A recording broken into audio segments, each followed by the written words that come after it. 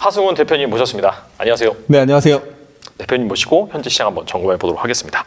사실 최근에 그 SVB 사태 때문에 뭐 파산 이슈 나오고 그러면서 막 뭐 크레스위스 최근에 도이치방크까지 약간 금융 시스템 불안 이런 부분이 약간 시장에 좀 엄습을 하고 있는데 대표님께서는 현재 어떻게 보시는지 좀 궁금합니다.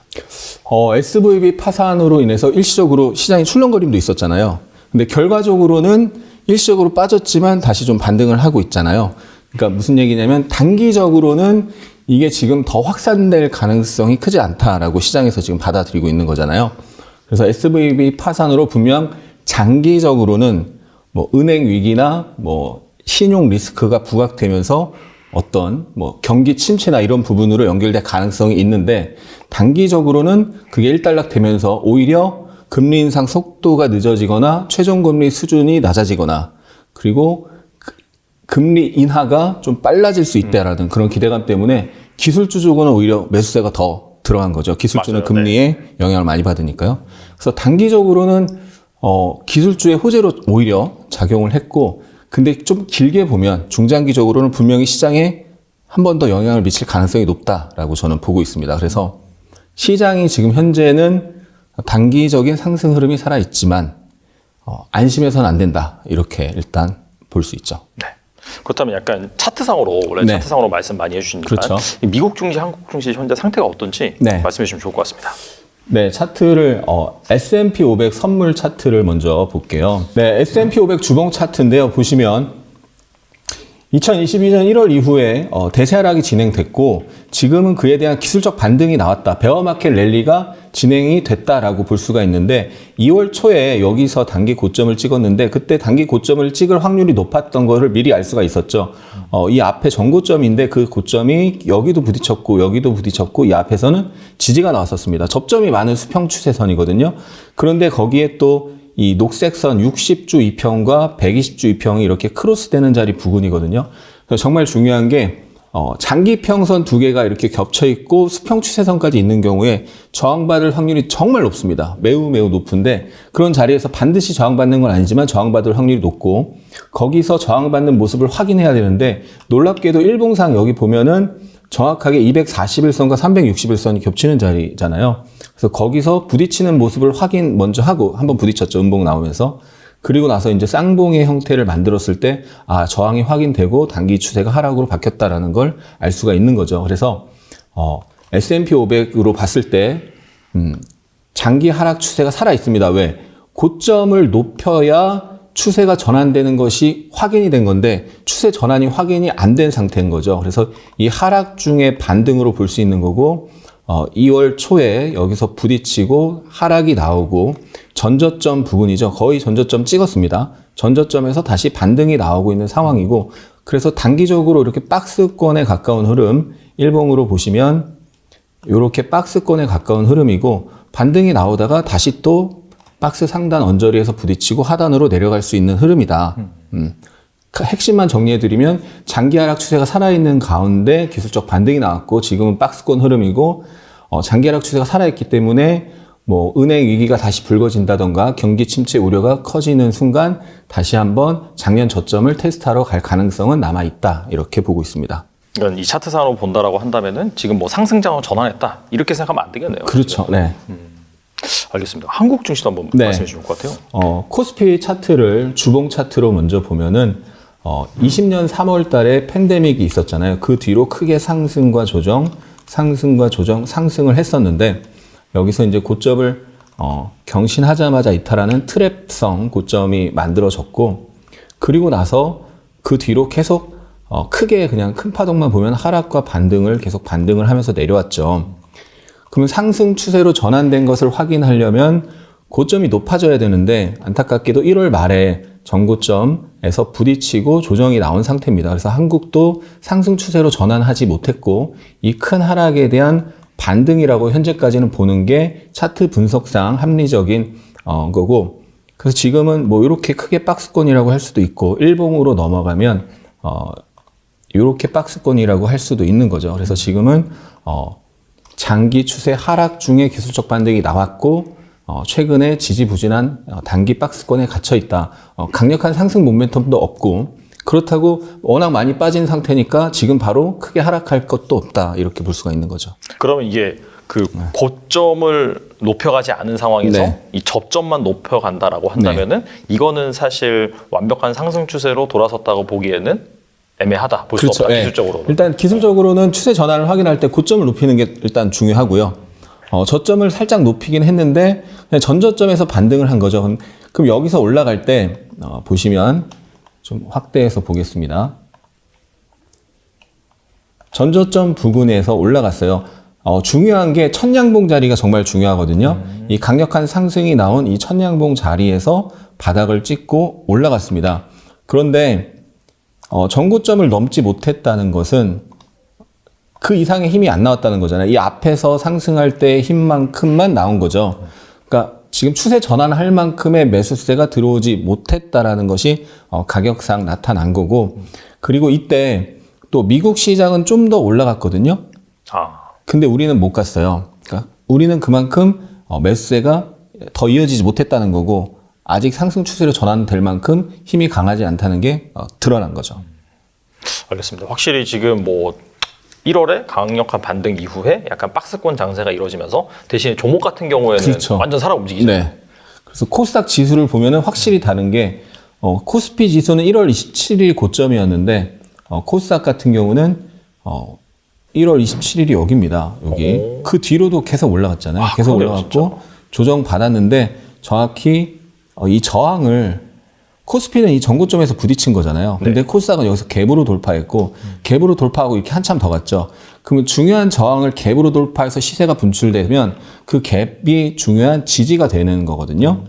근데 거기서 정확하게 지난 3.9% 폭락했던 그런 날이 있었는데 3월 14일 날 그 갭에서 지지를 받고 다시 올라간 거죠. 그래서 종목 장세는 살아있는 거고 코스닥 지수는 상승 흐름이 살아있는 거죠. 네. 그런 관점에서 확실히 약간 좀 개별 종목단에서 저희가 좀 살펴볼 필요가 있다라는 네. 생각이 드네요. 네. 그래서 다음 질문을 드려보겠는데 네. 그 최근에 좀 가장 핫한 주식 중에 네. 하나가 2차 전지 중에서 특히나 이 시가총액 코스닥 시가총액 상위를 차지하고 네. 있는 에코프로 BM이잖아요. 그렇죠. 이 저점 대비 정말 좀 어떻게 본다면 막 정치인 테마주 정도로 정말 많이 그렇죠. 올랐는데 네. 차트상으로 현재 어떤 위치인지 네. 좀 궁금하거든요.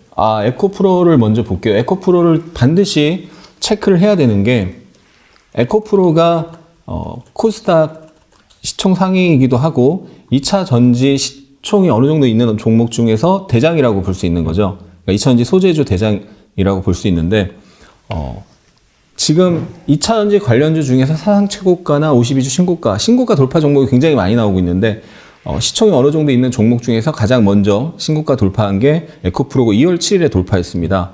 그리고 나서도 단기 저점 10만 원에서 지금 거의 50만 원까지 갔고 신고가 돌파 자리가 15만 원인데 거기서 50만 원까지 갔으니까 뭐 수백 프로 올라간 건데, 근데 중요한 게 뭐냐면 이격이 엄청 벌어졌거든요. 네. 이격이 벌어진 상태에서 최근에 보면 요런 각도로 올라가다가 여기서 가파라졌잖아요. 분명히 상승이. 네. 근데 갑자기 여기 급락이 나왔죠. 그 압수수색 뉴스가 나오면서 갑자기 급락이 나왔고 다시 또 급등을 했는데 고점을 경신하자마자 3월 23일 목요일 날 고점을 경신하고 사상 최고가를 냈는데 신고가 상태에서 장중에 고점 대비 거의 20% 급락이 나왔었습니다. 그랬잖아요. 그리고 금요일 날도 또 아침에 4% 떠서 고가 대비 거의 한 10% 밀리는 모습이 있었거든요. 그러니까 일봉상으로도 변동성이 커졌죠. 그리고 장중에도 신고가를 냈는데 급락이 나오고 장중에도 변동성이 커졌단 말이죠. 이거는 단기 고점 징후라고 볼 수 있는 겁니다. 단기 고점을 형성할 때 많이 나타나는 그런 전형적인 현상이기 때문에 절대 추격 매수를 하면 안 되고, 장기 투자자 입장에서는 조금 다를 수 있지만 단기적인 측면에서 보면 비중 축소로 대응하고 다시 조정을 기다려서 매수를 노리는 게 저는 좋다라고 봅니다. 그래서 에코프로는 분명히 우리나라 2차 전지의 대장이기 때문에 이 상승에 대한 조정이 나왔을 때 적극적으로 매수 기회를 노리는 게 맞다고 보는데요. 다만 지금은 이격이 엄청 벌어질 만큼 역사적 수준 이상으로 벌어질 만큼 올라간 상태에서 변동성이 크게 나타나면서 단기 고점 지구가 나타났기 때문에 단기적으로는 조정에 대비해야 된다라고 보고 있는 거죠. 이런 거 같은 경우 만약에 그러면은 한 어디까지 조정이 나오면 들어오고 할까요? 일단 워낙 상승폭이 컸고 상승 기간도 거의 테마주처럼 올라갔기 때문에 주봉 차트를 확인을 해야 되는데 주봉 차트상 이 단기 저점이 102,000원, 거의 10만 원입니다. 그리고 거의 50만 원까지 갔으니까 400% 올라간 건데, 우리가 이제 조정을 볼 때 많이 보는 것 중에 하나가 피보나치 비율, 피보나치 조정을 많이 보는데, 그래서 정말 강한 종목은 382 조정 위에 236 조정부터 볼 수가 있는데요. 그래서 236 조정이 약 40만 원이고 382 조정이 34만 5천 원, 50% 조정이 30만 원인데 이 34만 5천 원 언저리 35만 원과 이 30만 원이 정말 중요한 자리입니다. 그래서 40만 원에서 이렇게 이게 완전 뭐 대선 테마 같이 그런 실적이 없는 그런 테마가 아니고 실적이 뒷받침되는 성장이 분명히 뒷받침되는 상승이기 때문에 그냥 일자로 빠질 가능성은 거의 없다라고 보고 그럼 빠졌다가도 하락 파동이 좀 나오더라도 빠졌다가 올라갔다 빠졌다 올라갔다 하면서 조정이 나오는데 주봉상 조정이 만약에 여기까지 나오더라도 그게 그냥 일자로 빠지는 게 아니라 빠졌다가 올라갔다 하면서 N자 하락 N자 파동을 그리면서 빠지는 거라서 그럴 때 이제 40만 원 초반 부근에서 반등이 또 나올 수 있고 그 조정의 끝자락이 될 가능성이 있는 자리가 정말 중요한 게 이 382 자리 상승폭의 38.2% 되돌림 약 35만 원 그리고 50% 눌림 30만 원인데 그게 왜 중요한 자리냐면 일봉으로 봤을 때 정말 중요한 자리인 게 압수수색 뉴스가 나오면서 이 급락을 했을 때 저점을 형성한 게 대략 35만 원입니다. 그러니까 그 자리에서 연속 4일 급등을 엄청나게 세게 했잖아요.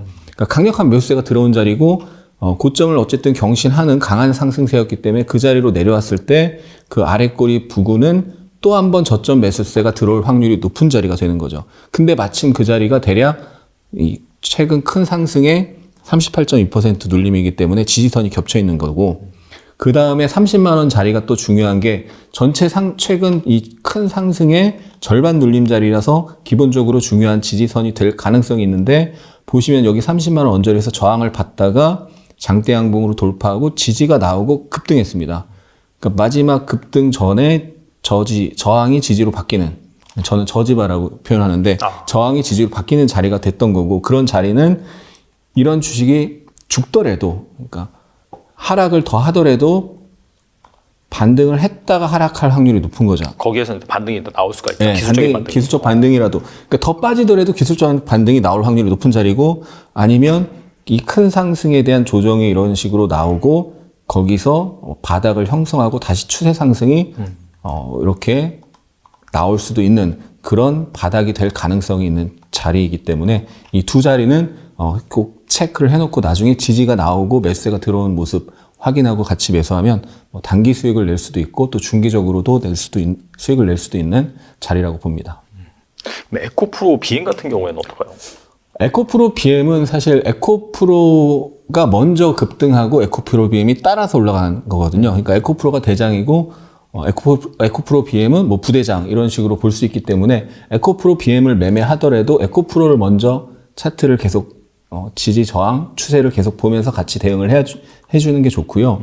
에코프로 BM 차트를 한번 열어보면 에코프로 BM도 최근에 이렇게 단기 급락이 세게 나왔다가 급등했는데 이날 3월 23일 날 장중 고점에서 한 15% 급락이 순식간에 나왔다가 또 밑에서는 또 단기 반등이 또 세게 나왔다가 이런 변동성이 커지는 모습이거든요.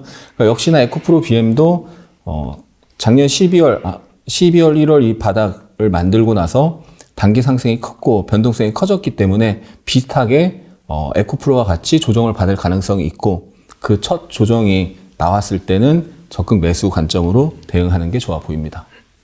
알겠습니다. 뭐 에코프로 BM 2차전지 뭐 대장주라고 볼 수 있는데 사실 뭐 사신 분도 계시겠지만은 뭐 못 사신 분도 많은 것 같아요. 그렇죠. 그래서 약간 상대적으로 좀 덜 오른, 네. 좀 비슷한 유사한 뭐 양극재 업체들 관심이 많으신 것 같은데 뭐 대표적으로 약간 포스코 케미칼, LNF를 들 수 있습니다. 공교롭게도 방송 당일날 LNF가 좀 급등하긴 했는데 그래서 약간 이 포스코 케미칼이라든지 LNF라든지 이런 양극재 업체들 다른 양극재 업체 차트는 어떤지 좀 궁금하거든요. 네, 일단 LNF가 오늘 마침 촬영하는 날 급등을 했죠. 그러니까 명백히 LNF가 지난주 한 초중순까지만 해도 에코프로 비해서 에코프로나 에코프로 BM에서 약한 모습이 명확했거든요.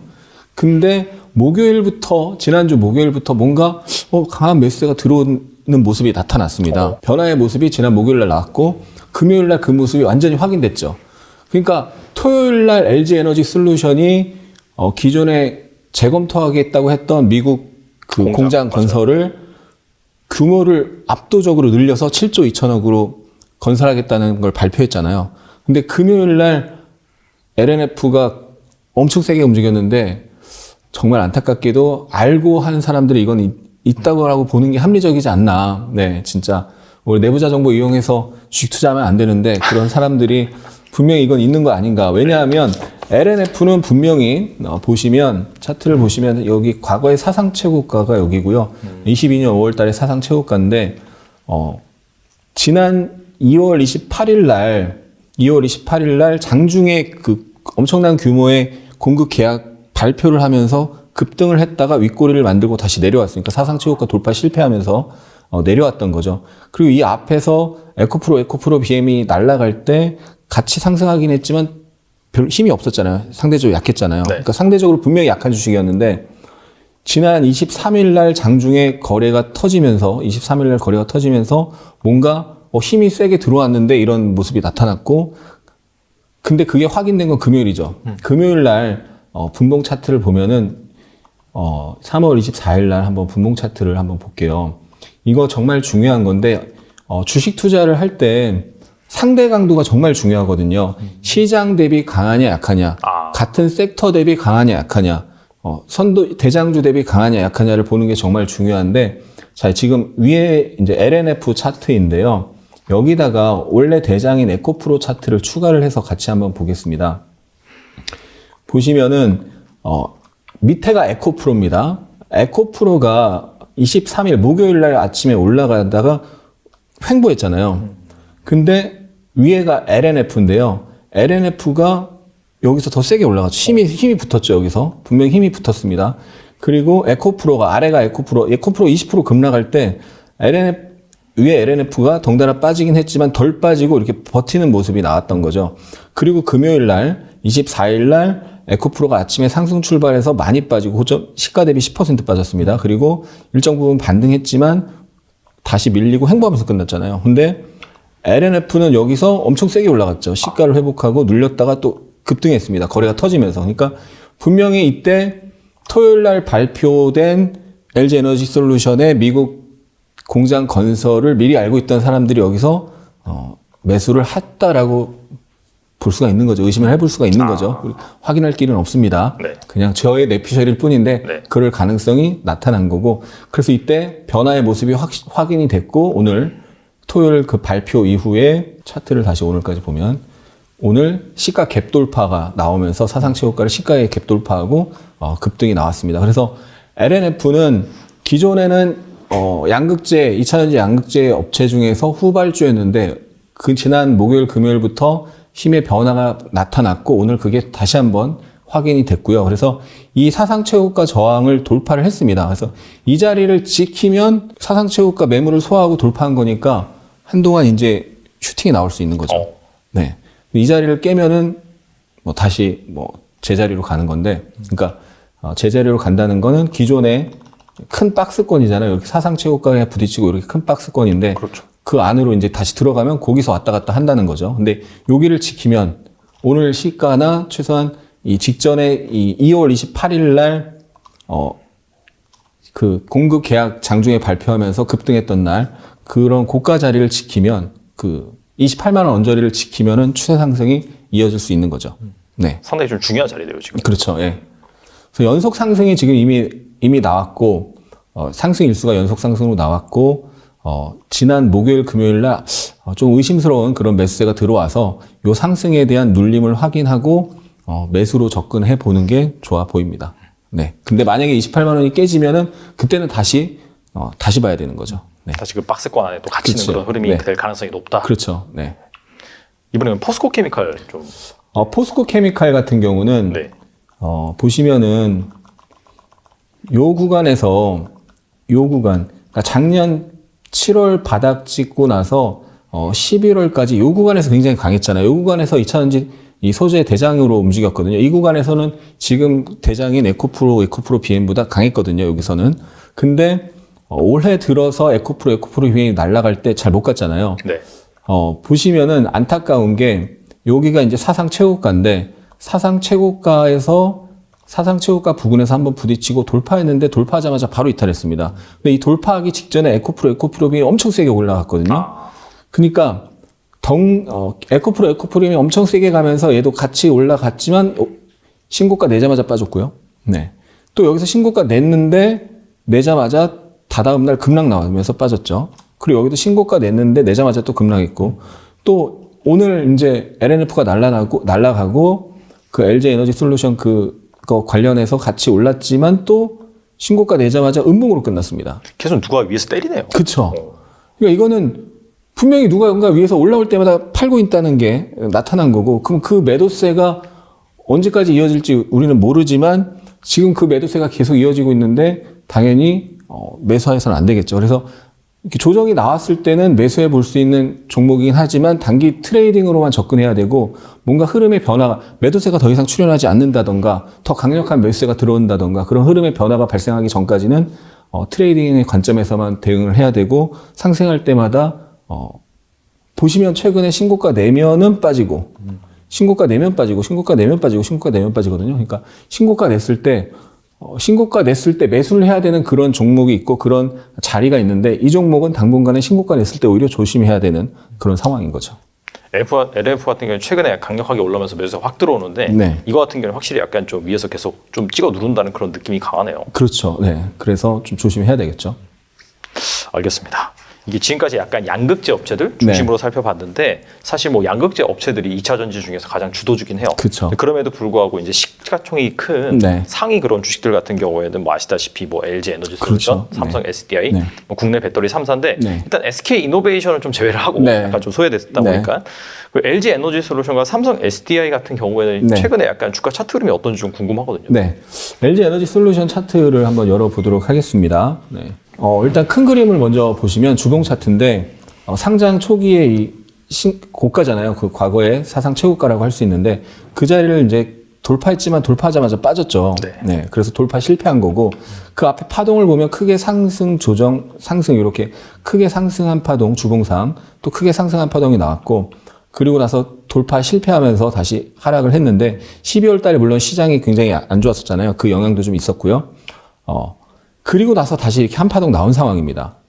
그래서 지금 얼추 보면은 이 한 파동 거의 비슷하잖아요. 네. 그러니까 지금 단기적인 상승의 후반부 끝물일 가능성이 높다라고 저는 보고 있습니다. 왜 그러냐면 이걸 이제 소파동으로 일본 가서 보면은 이 안에 상승과 조정, 상승이 있는데, 이 상승이 최근에 보면은 둔화되는 모습이 나오고 있어요. 이렇게 한번 여기 올라가다가 한번 팍 빠지고 올라가다가 한번 팍 빠지고, 그리고 엊그제 토요일 날 발표한 미국 건설 주말에 발표를 했고, 오늘 그게 시초가의 상승에 반영이 됐는데 4% 넘게 상승하다가 거의 이제 강보합까지 눌렸잖아요. 맞아요. 네, 음봉으로 이제 끝났는데, 그래서 이 자리가 사상 최고가죠. 네. 그리고 이 자리가 두 번째 고점입니다. 그러니까 그 자리는 여기서 이제 지지 시도가 나오다가 저항으로 바뀐 거죠. 그래서 여기가 하나의 저항, 그리고 여기가 두 개의 저항이고, 여기가 어떻게 보면 전체가 저항 영역입니다. 그 저항 영역에서는 분할 매도로 대응하는 게 합리적인 거죠. 상승 일수가 이렇게 길게 나왔잖아요. 상승 폭과 일수가. 네. 그리고 그 안에 소파동이 어쨌든 여러 번 있었고요.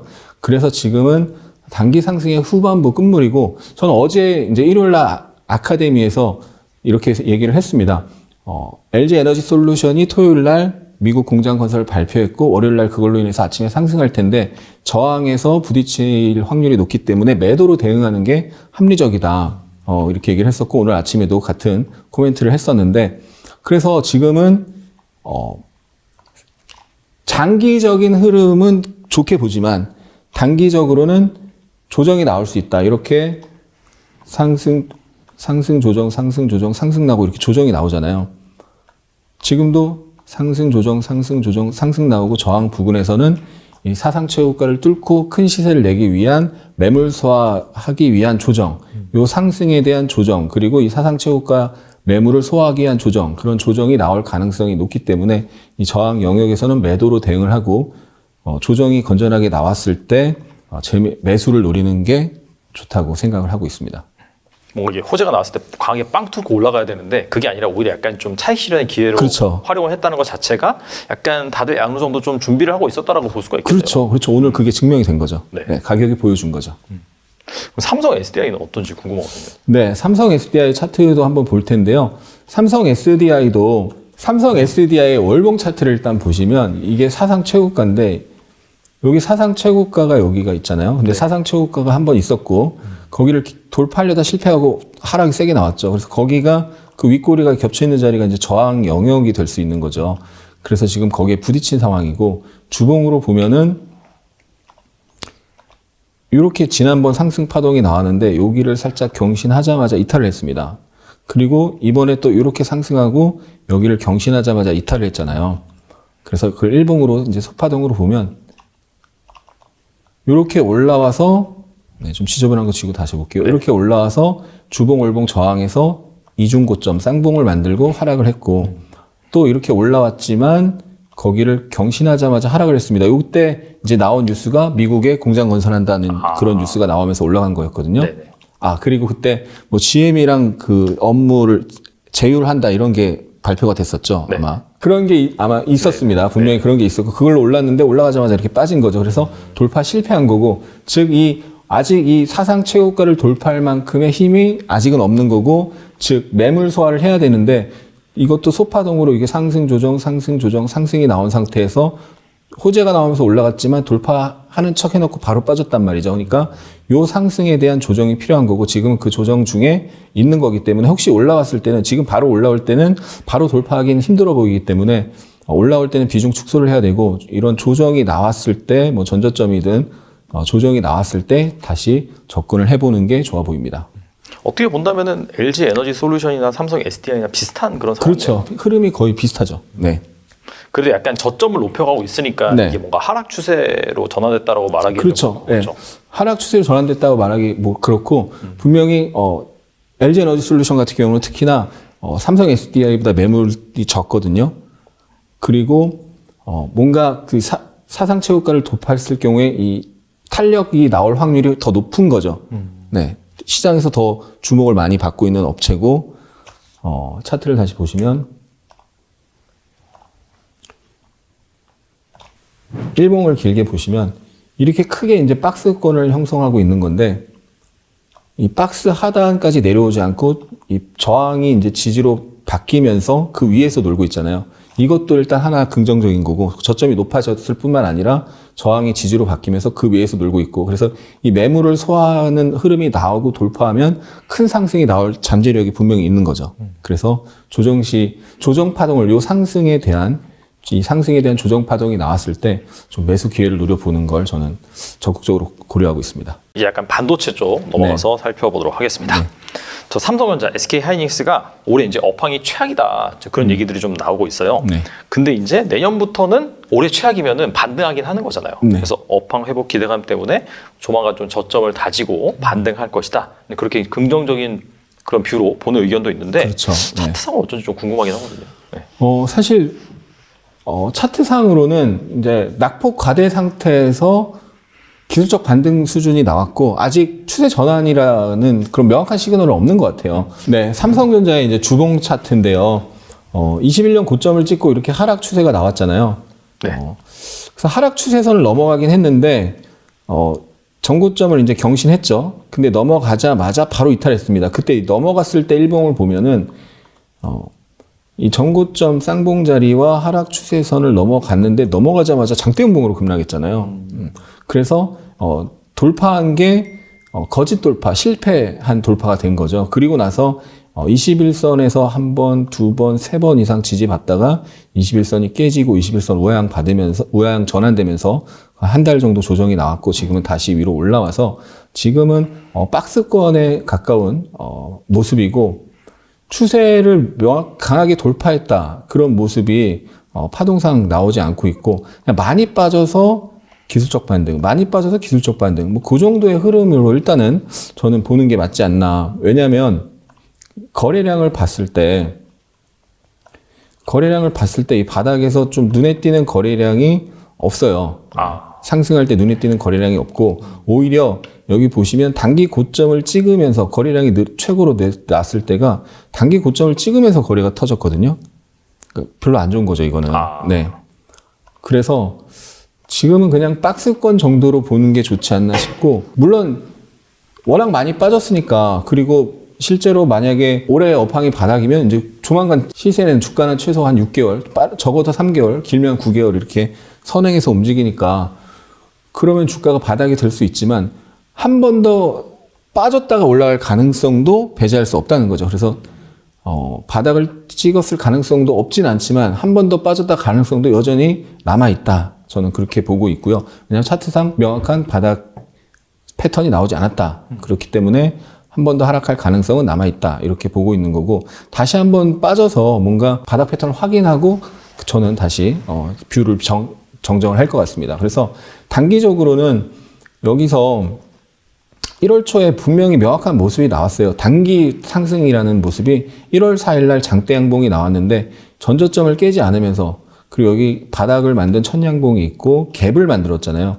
그러면 갭을 만들고 그 다음 천양봉이 여기고, 그런 자리가 지지가 될 확률이 좀 높은 자리인데 거기서 아랫꼬리를 길게 만들고 장대 양봉으로 올라가면서 그때 거래도 늘어나면서 장대 양봉이 나왔거든요. 그래서 이중 바닥에 대한 기대감이 생기면서 세게 돌렸기 때문에 분명히 이런 거는 단기 저점, 그러니까 낙폭 과대 상태에서 어느 정도는 올라갈 수 있는 단기 저점 시그널인데, 그래서 1월 달에 올랐는데 그 단기 상승 이상의 그런 시그널은 없다라는 거죠.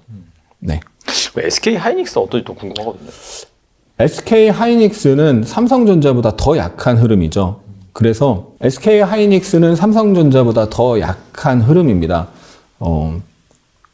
큰 하락과 반등, 큰 하락이 나왔는데 지금 반등이 나오려다 말고 1월 초에 삼성전자는 전저점을 깨지 않고 반등했는데 SK 하이닉스는 전저점을 깨고 올라갔죠. 상대적으로 더 약한 거고. 그리고 이번에 2월 달에 고점을 찍고 빠질 때도 삼성전자는 완만하게 내려왔는데 SK 하이닉스는 여기서 강하게 내려왔습니다. 그러니까 더 SK 하이닉스가 삼성전자보다 더 약하다는 걸 계속 확인할 수가 있고, 그러니까 지금은 많이 빠진 상태에서 기술적 반등, 많이 빠진 상태에서 기술적 반등, 그 이상의 것이 나타나지 않고 있다. 그러니까 시장보다도 약하고 삼성전자보다도 약하다. 그러니까 반도체가 시장보다 약하잖아요. 그렇죠. 근데 SK하이닉스는 삼성보다도 더 약하고요. 그러니까 사실 낙폭과대일 때 뭐 트레이딩 관점으로 접근해 볼 수는 있지만 그 이상의 것으로는 현재까지는 볼 수 없다. 좀 명확한 바닥 시그널이 나올 때까지 기다리는 게 좋겠다라는 거죠. 반도체는 확실히 최근에 뭐 약간 펀더멘탈 이슈도 그렇고 아직은 좀 노이즈가 있어가지고 네. 그런 부분들이 좀 주가에 잘 묻어나 있지 않나라는 생각이 들고, 네. 그 개별주 관점에서 또 네. 2차 전지 말고 되게 핫한 그런 주식들이 바로 로봇주들입니다. 네. 보니까 뭐 삼성전자가 뭐 M&A 한다라고 네. 해서 올라간 주식도 있고, 최근에는 뭐 현대차도 그렇고 각각의 대기업들이 막 네. 로봇주들 인수한다 그런 얘기가 나오더라고요. 그렇죠. 네. 그래서 이제 외국인도 이쪽으로 좀 매수가 이어지는 것 같은데, 뭐 레인보우 로보틱스나 이런 대장주 같은 경우에는 어떻게 봐야 되는지 좀 궁금하거든요. 레인보우 로보틱스가 이제 로봇 테마를 이끈 종목이죠. 네. 네. 차트를 한번 보면요. 레인보우 로보틱스는 너무 좋았던 게 명확한 시그널을 줬어요. 가격에서 보시면은 삼성전자가 레인보우 로보틱스 투자하면서 급등한 날이 1월 3일입니다. 그 전에는 어떻게 했냐면은 그 전에 사상 최고가가 여기거든요. 네. 근데 이걸 길게 보시면은 과거의 사상 최고가 자리에서 딱 부딪힌 걸 볼 수가 있습니다. 과거의 사상 최고가고 그때 고점에다 선을 그으면 그거를 살짝 경신했지만 바로 빠졌죠. 근데 중요한 게 이렇게 올라와서 사상 최고가 부딪히고 빠졌는데 더 이상 가격이 빠지지 않고 횡보하면서 매물 소화를 하고 있었던 거죠. 언제 갈진 모르지만 저점을 낮추지 않으면서 매물 소화를 하고 있었는데, 그 상황에서 한 방에 거래 대금을 5천억 이상 터뜨리면서 한 방에 돌파했습니다. 그러니까 이거는 나 이제부터 본격적인 상승을 시작할게요라는 시그널이 되는 거죠. 그리고 나서 이게 사상 최고가 돌파하면서 박스 돌파거든요. 그래서 정말 좋은 게 사상 최고가 돌파인데 박스권으로 움직이다 돌파한 게 정말 좋은 겁니다. 박스권으로 움직이면서 그 앞에 사상 최고가 매물을 소화했다라는 의미가 되는 거거든요. 그래서 이게 상승 첫날이에요. 하루에 여기서 그러니까 쭉쭉쭉 올라가다가 돌파한 거는 올라간 게 있기 때문에 이제 조만간 조정이 나올 확률이 높은데 횡보하다가 한 방에 돌파한 거는 이제 상승 첫날이니까 그 상승이 며칠은 이어질 확률이 높은 거죠. 그래서 그렇게 상승 1파가 이렇게 세게 나왔고 조정 2파가 나왔고 다시 이렇게 상승 3파가 나온 겁니다. 그래서 조정 2파에서 여기 항상 주목을 해야 되는 게 거래 최저가 여기잖아요. 네. 거래 최저가 여기인데 그때 쌍도지가 나왔어요. 쌍도지요? 네. 그래서 주도주 조정 2파 쌍도지 거래 최저는 강력 매수다 제가 이렇게 이야기하거든요. 네. 바로 이게 레인보우 로보틱스가 로보테마 대장인데 강력한 상승 1파에 조정 2파 나왔고 쌍도지가 나오고 거래 최저 나왔죠. 그러니까 쌍도지가 뭐예요, 정확하게? 도지가 연속적으로 나왔다는 건데 도지 캔들이 연속으로 나온 건데 시세가 하락한다는 것은 어쨌든 여기서 여기까지 하락을 했잖아요. 네. 시세가 하락했다는 거는 하락하고 있다는 건 매도세가 강하다는 거, 매도세가 강하니까 하락하는 거잖아요. 그렇죠. 그래서 여기는 강력한 매수세 우위 구간이고요. 이 상승에 대한 조정이 매도세 우위 구간이 나타나는 겁니다. 그럼 시세가 하락을 하려다가 아랫꼬리를 달고 멈춘다는 건 매도세 우위 구간이 끝날 수 있다는 시그널이 되는 거죠. 그런데 그러니까 하락을 하다가 아랫꼬리를 달고 하락이 멈춘 거잖아요. 도지라는 게. 그래서 매도세 우위 구간이 끝날 수 있다. 그러면 다시 기존의 매수세 우위 구간으로 전환될 수 있다는 것이 이 도지의 의미가 되는 건데 상승 조정 중에 도지가 나왔을 때 그런 도지가 두 개가 나왔을 때 쌍도지는 강력한 매수 시그널이 될 수 있는데 주도주의 상승 1파 조정 2파 쌍도지는 정말 확률 높은 매수 시그널이 될 수가 있고 그때 거래 최저는 그 확률을 높여주는 그런 시그널이 됩니다. 그래서 정말 좋은 여기가 매수 시그널이고요. 그리고 나서 지금 3파가 나왔어요. 네. 3파의 후반부입니다. 그러니까 기본적으로 꼭 기억하셔야 되는 게 테마주 성격의 종목들은 3파 후반부에서 절대 접근하시면 안 됩니다.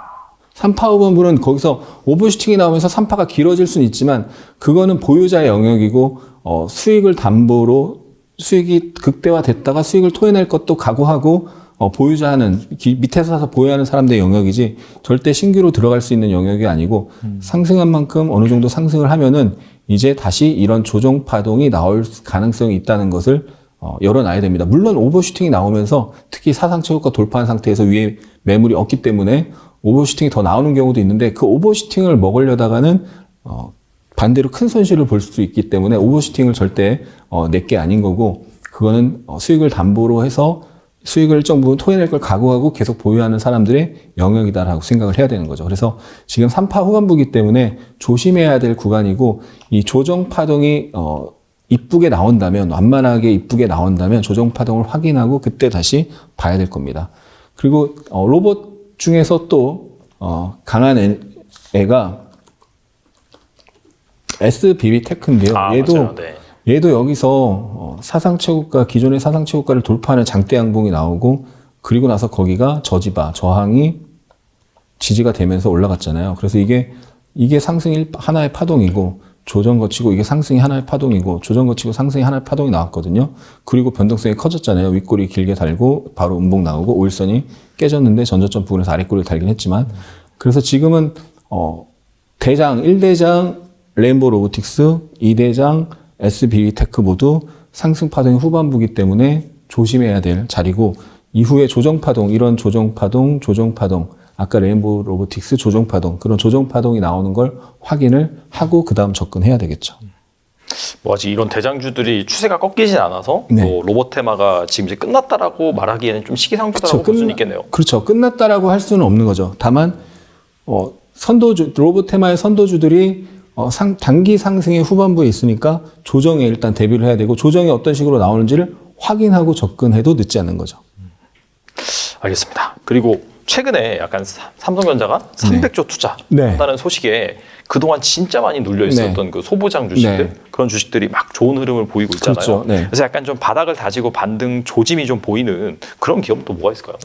일단 대장격으로 움직이는 종목을 먼저 봐야 될 것 같아요. 지금 바닥을 다지는 걸 말씀하셨는데 대장격으로 움직이는 게 한미 반도체거든요. 한미 반도체를 먼저 차트를 보면 한미 반도체가 오늘 사상최고가를 이제 경신하는 모습이 나왔습니다. 물론 윗꼬리를 길게 달아서 아주 강력한 모습은 아닌데 기존의 사상최고가가 수정주가 기준으로 2675원인데요. 금요일 날 2600원을 찍고 내려왔습니다. 그러니까 사상최고가 거의 근접을 하고 윗꼬리를 만든 거죠. 그리고 오늘 그걸 뚫으면서 21,650원까지 갔는데 윗꼬리를 길게 만들면서 좀 조정이 매물 소화가 아직 덜 끝났다. 그러니까 사상 최고가 자리, 그러니까 주봉으로 보시면 이 사상 최고가 자리에서 매물 소화 과정이 나타날 수 있다는 것을 지금 보여주고 있는데 이 매물 소화 과정이 끝나면 강력한 상승이 나올 가능성이 있는 거죠. 그러니까 반도체 소부장 대장이라고 할 수 있는 종목이 한미 반도체하고 그 다음에 또 봐야 되는 종목이요. 레이크 머티리얼즈입니다. 레이크 머티리얼즈는 기존의 사상 최고가가 7,380원인데 지난주에 돌파를 했습니다. 그 삼성전자가 300조의 그 시스템 반도체 클러스터 투자한다. 이게 3월 15일 날 장 끝나고 나왔잖아요. 네. 그러면서 3월 16일 날 관련주들이 급등을 했었는데 레이크 머티리얼즈가 그날 반도체 관련주 중에 거의 대장격으로 움직였고 그때 거래 대금도 3,100억이나 터지면서 사상 최고가 돌파를 했습니다. 기존의 사상 최고가 여기인데 그 돌파를 하고 지금 매물 소화를 하면서 우상향 흐름을 타고 있는 거기 때문에 삼성전자 시스템 반도체 300조 투자 관련해서 종목을 본다면 대장주 한미 반도체와 레이크 머티리얼즈 흐름을 보는 것이 다른 종목을 매매하더라도 이 종목들 흐름을 보는 것이 중요하고 이 대장주들이 조정받을 때 공략하는 것이 확률이 높고요. 그다음 좀 바닥권에서 이제 좀 지금 사상 최고가 종목 말고 바닥권에서 움직이는 종목 중에 좀 괜찮은 종목은 하나마이크론이 주가 흐름을 보면은 주봉으로 보시면 2021년에 22,000원, 22,300원에서 만원 밑으로 내려왔었죠. 그리고 나서 이렇게 박스권으로 움직이다가 최근에 돌파를 했습니다. 일봉으로 보시면 3월 17일 날, 그러니까 3월 16일 날 장중 9% 상승이 있었고 3월 17일 날 이제 돌파하는 바닥권 박스를 돌파하는 모습이 나왔거든요. 3월 17일 날 바닥권 박스 돌파하는 장대 양봉이 나오면서 그 힘으로 지금 이렇게 올라갔는데 오늘 조정이 나왔죠. 그래서 요 상승에 대한 요게 상승 한 파동이고요. 그럼 오늘 음봉이 나오면서 5일선을 깨지 않았는데 5일선을 깨면은 이제 조정 파동이 일단 오늘 음봉이 나오면서 조정 파동이 시작됐을 가능성이 있는데 5일선을 아직 안 깼으니까 5일선을 깨면은 조정 파동이 확인됐다라고 봐도 무방하고 그러면 요 상승에 대한 조정 파동이 나왔을 때 접근하면 최소한 한 번의 수익 기회는 단기 수익 기회는 나타날 확률이 높다라고 볼 수 있겠죠. 네. 알겠습니다. 하나 더 종목을 보면 이제 가온칩스인데 가온칩스를 주목을 해야 되는 게 요 구간에서 이제 삼성전자 그 관련해서 이 소부장 업체들 움직일 때 이 구간에 세게 움직였죠. 맞아요. 네. 네.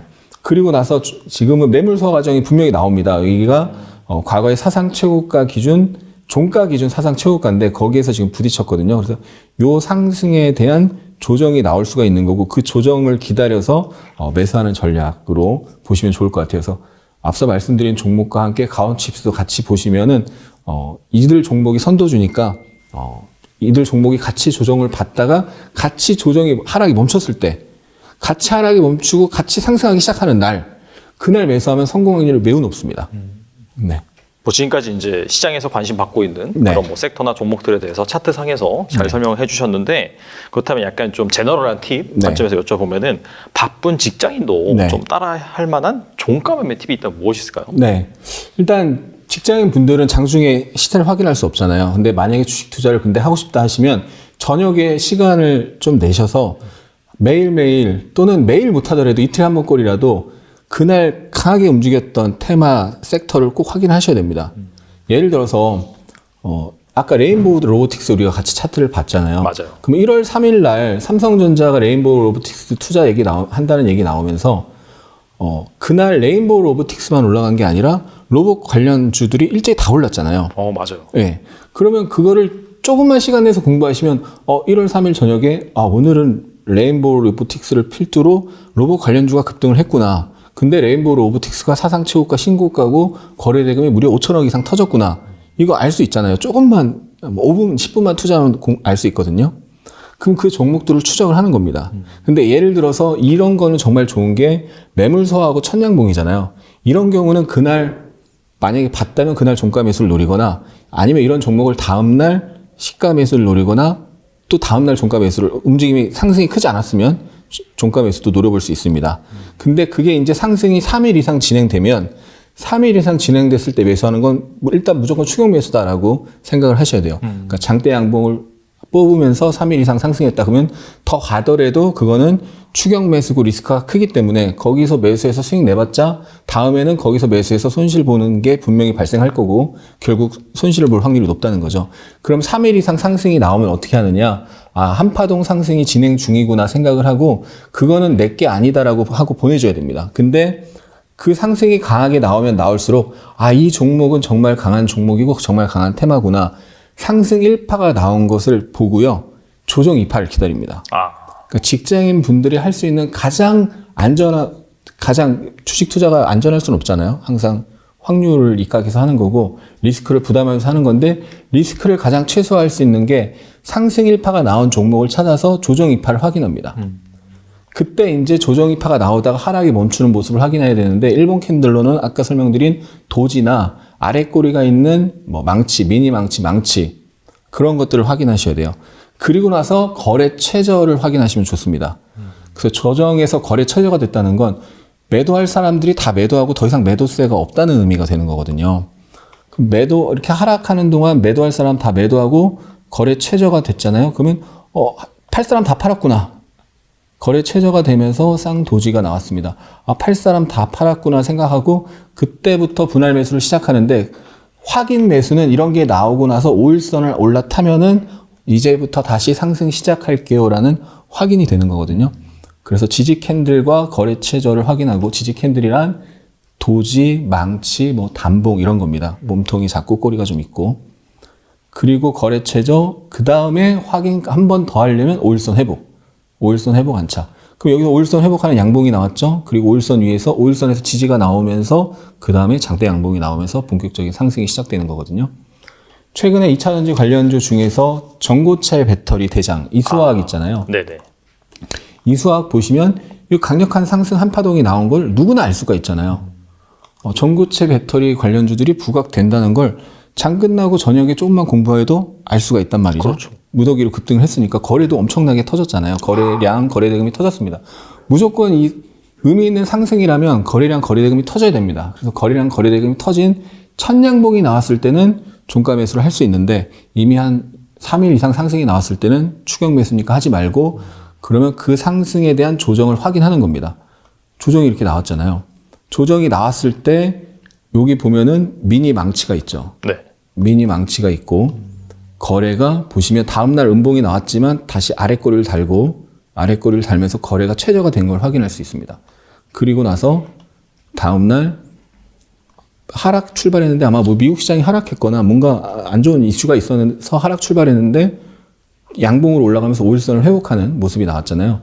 그럼 이게 거래 최저 도지 아래 꼬리 나오고 5일선 회복하는 양봉. 특히 시가가 하락 출발했는데 시가 하락 출발했다는 누군가 매도를 했다는 거잖아요. 근데 그 매도세를 받아내고 들어올렸다는 거니까 매수세가 들어온 게 확인이 된 거죠. 그러면 아, 이게 상승 1파고 조정 2파의 후반부에서 다시 매수세가 들어오는 게 확인됐구나 하고 그때 종가 매수를 하는 거죠.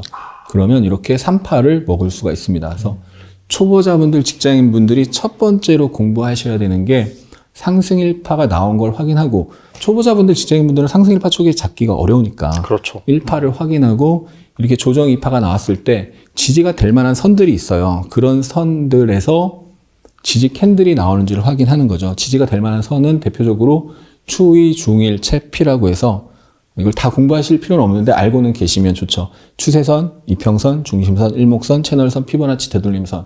그 중에서도 첫 번째로 봐야 되는 게 이제 추세선과 이평선. 아까도 제가 설명드렸던 게 수평 추세선과 이평선 두 개가 겹쳐 있는 자리는 저항, 올라왔을 때 부딪히면 저항이고 상승하다 눌려서 내려와서 만나면 지지가 될 확률이 높은 거죠. 그래서 여기에 단기 이평선과 그 다음 앞에 저항이 지지로 바뀌는 자리 이런 것들이 겹치면서 상승 조정을 받고 다시 상승을 하는 거죠. 최근에 AI 챗봇, 챗 GPT 열풍 보면서 엄청 올라갔잖아요. 맞아요. 그 중에 이제 대장주 중에 하나가 셀바스 AI인데 셀바스 AI가 이제 바닥권에서 장대 양봉 나오는 게 작년 12월 19일이고 그때 챗 GPT 이슈가 처음 부각된 날입니다. 네. 그러면 챗GPT를 몰랐던 사람도 매일 장 끝나고 10분만 투자해도 오늘 주도 테마가 뭐였는지 알 수 있고 12월 19일 날 봤으면은 챗GPT 열풍이 불면서 AI 챗봇 관련주들이 급등을 했구나는 걸 알 수가 있죠. 그리고 1월 9일 날 다시 한번 대량거래 장대양봉 돌파가 나왔습니다. 그때도 챗GPT 열풍이 AI 챗봇 관련주들이 일제히 급등을 한 거죠. 그럼 이제 몰랐던 사람도 알 수가 분명히 있는 거잖아요. 그리고 나서 이 상승 일파를 못 먹더라도 그럼 강력한 상승 일파가 나왔으면 조정 2파를 기다려서 매수한다. 이 전략만 기억하시면 됩니다. 조정 2파가 나왔을 때 지지가 될 만한 선, 수평 추세선과 이평선 등을 찾아서 거기서 아래 꼬리가 길게 달리고 거래 최저 부근, 여기 거래 최저 나왔죠. 그리고 아래 꼬리 길게 달리면서 그 다음 5일선을 회복하고 5일선에서 지지가 나왔죠. 이럴 때 매수하면, 분할 매수하면 종가 매수를 한 번에 한다고 생각하지 마세요. 초보자분들은. 종가 매수를 할 때 스윙으로 관점으로 본다면 한 이 두세 번에 나눠서 매수한다고 생각하시고 분할 매수한다고 생각하시고 상승 1파, 조정 2파 후반부에서 지지가 될 만한 자리, 지지가 될 만한 캔들, 거래 최저, 그 다음은 5일선 회복 이런 걸 확인하면서 분할 매수를 하면은 강력한 상승 1파가 나오고 완만한 조정 2파가 나온 종목은 높은 확률로 3파가 나온다를 기억하시고 접근하시면 좋습니다.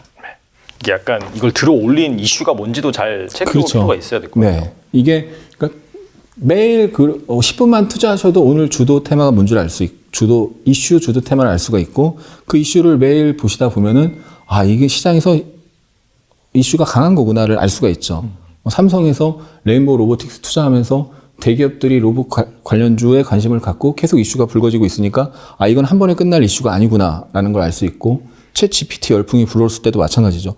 조금만 신경 쓰면은 이 챗GPT 열풍이 금방 수그러들 게 아니구나라는 걸 상식적으로 알 수가 있잖아요. 네네. 근데 무조건 매수하는 게 아니라 그런 걸 인식하면서 조정 파동을 확인하고 접근하면 리스크는 적고 기대 수익은 높일 수가 있는 거죠. 알겠습니다. 그리고 이제 지금까지는 약간 좀 상승할 것으로 예상되는 네. 좀 리스크를 최소화하면서 그런 주식에 네. 또 접근하는 방법을 배웠다면은 반대 경우 네. 이게 어떻게 보면 더 중요할 수도 있어요. 네.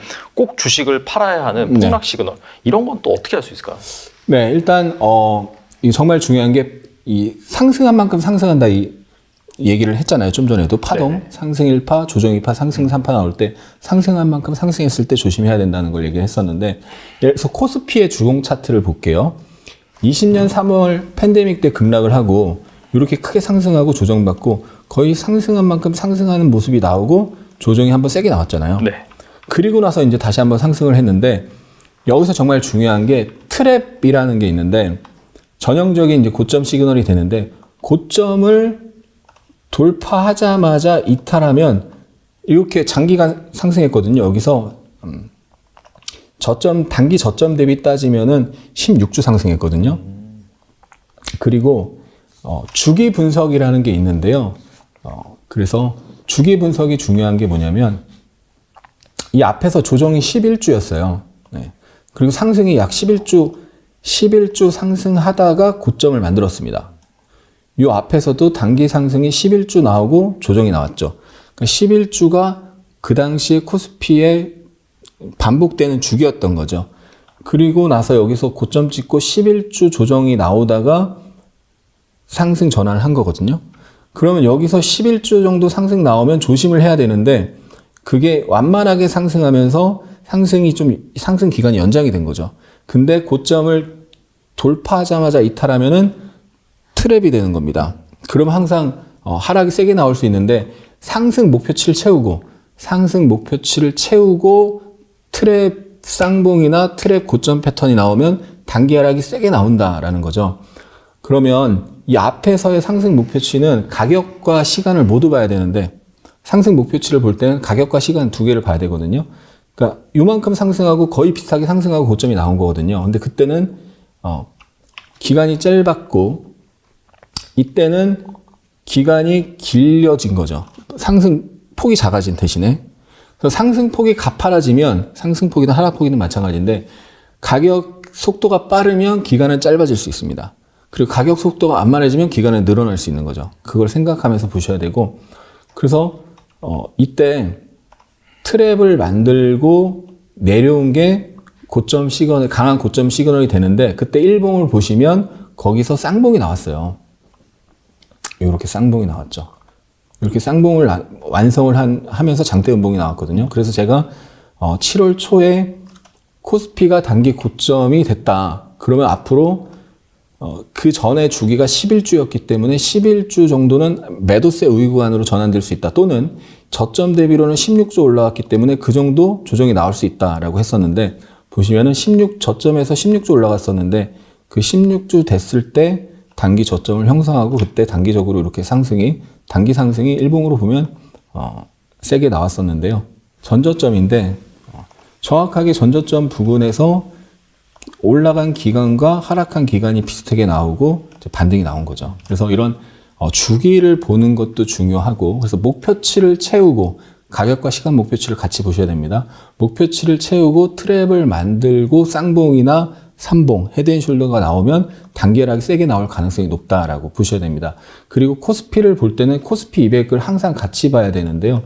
코스피 200 같은 경우는 이 고점을 경신하지 못했어요. 그러니까 코스피가 이 고점 경신했다 내려올 때 코스피 200은 경신하지 못한 거죠. 그러니까 이것도 하나의 시그널이 될 수 있는 거죠. 우리나라는 선물 옵션 시장, 파생 시장이 있고 파생 시장이 선물이 보통 먼저 움직이잖아요. 그렇죠. 네, 그리고 선물이 하락을 세게 하면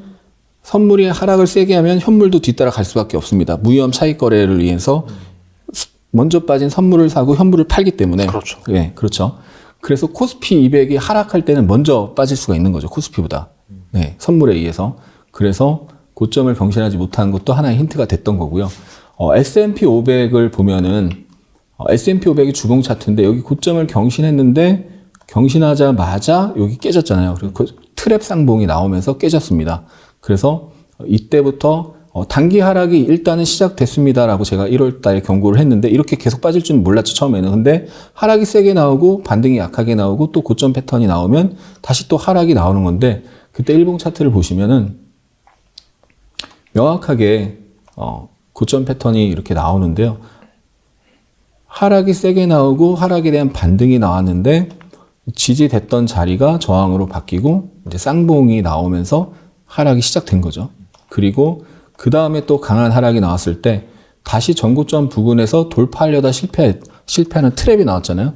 트랩이 나왔는데 여기서 이제 선물 차트로 분봉을 보면 이 삼산 헤드앤숄더가 명확히 나왔어요. 네. 그러면서 또 급락을 했고 그리고 이번에 지난번 작년 8월에 고점 찍고 빠질 때 여기서도 장기 평선 두 개 겹치는 자리에서 헤드앤숄더가 만들어지고 하락을 했었고 또 이번에 뭐 하락이 세진 않았지만 어쨌든 단기 고점을 만들 때도 장기 이평선 두 개가 겹치고 전고점에서 부딪히면서 쌍봉을 만들고 단기 하락이 이렇게 하락 반등 하락으로 단기 하락이 나온 거죠. 그래서 목표치를 채우고 저항에 부딪히고 쌍봉이나 헤드앤숄더를 만들면서 5일선을 깨면은 확인이 되는 겁니다. 그럼 그때부터는 단기 하락에 대비를 해야 되는 거죠. 그래서 아까 봤던 뭐 이수학도 많이 올라갔는데 상승한 만큼 상승해서 목표치 채우고 거기서 중기 분봉에서 뭐 쌍봉이나 헤드앤숄더가 나오거나 하면서 5일선을 깨면은 이제 상승 3파에 대한 조정 4파가 나온다 이렇게 생각하고 대비를 해야 되는 거죠. 알겠습니다. 최근에 약간 좀 박스권 장세가 펼쳐지면서 개별주들이 상당히 활기를 치고 있는데 이게 이제 언제까지 갈지 모르니까 네. 방금 말씀해주신 그런 시그널에 잘 따라서 여러분들이 좀 매도 타이밍을 잘 잡아보신다면은 분명히 좋은 결과가 있지 않을까 생각이 되네요. 오늘 나와주셔서 정말 좋은 말씀 많이 해주셨는데 끝으로 투자자분들을 위해서 한 말씀만 부탁드립니다. 네, 우리 시청자분들, 우리 구독자분들, 주식시장은 총칼 없는 전쟁터라고 말을 하잖아요. 이 전쟁터에서 살아남기 위해서는 본인의 실력을 키우는 수밖에 없습니다. 공부를 먼저 하셔야 되고요. 자신의 성향에 맞는 투자 방법을 찾아야 되는 거죠. 장기 투자냐, 단기 거래자냐에 따라서 달라지잖아요. 그래서 공부를 꼭 하시라는 말씀 드리고, 차트 쪽으로 공부를 하실 분들은 하승훈의 주식투자 네. 유튜브도 같이 구독하시면 달란트 투자와 하승훈의 주식투자 같이 보시면 도움이 되실 것 같습니다. 네. 이게 사실 기술적 분석, 펀더멘탈 분석 뭐 사실 감론 음악이 많잖아요. 네. 펀더멘탈 오리엔티드 된 분들 같은 게 볼 필요 없다라고 말씀하시는데, 근데 사실 저도 이제 오랫동안 경험을 해보니까 미국 시장은 오히려 그게 맞을 수도 있거든요. 왜냐하면 이제 소비주 중심으로 실적이 꾸준하게 잘 나오면서. 그렇죠. 근데 우리나라 시장 같은 경우에는 경기 민감주 비중이 너무 커가지고 네. 상당히 변동성이 커요. 네. 그래서 정말 뭐 매수 타이밍이나 매도 타이밍을 잘못 잡다 보면은 상당히 오랫동안 좀 기다려야 되는 네. 그런 또 허송세월을 보낼 수가 있기 때문에 분명히 이 기술적 분석도 중요하다고 생각되고, 또 제대로 배우고 싶다라고 한다면은 또 대표님 채널에 가서 한번 보시고, 또 추가적으로 더 배우고 싶다라고 한다면은 강의도 운영하고 계시니까 꼭 한번 들어보시면 좋을 것 같습니다. 네, 지금까지 하승훈 대표님 나와주셔서 감사합니다. 네, 감사합니다.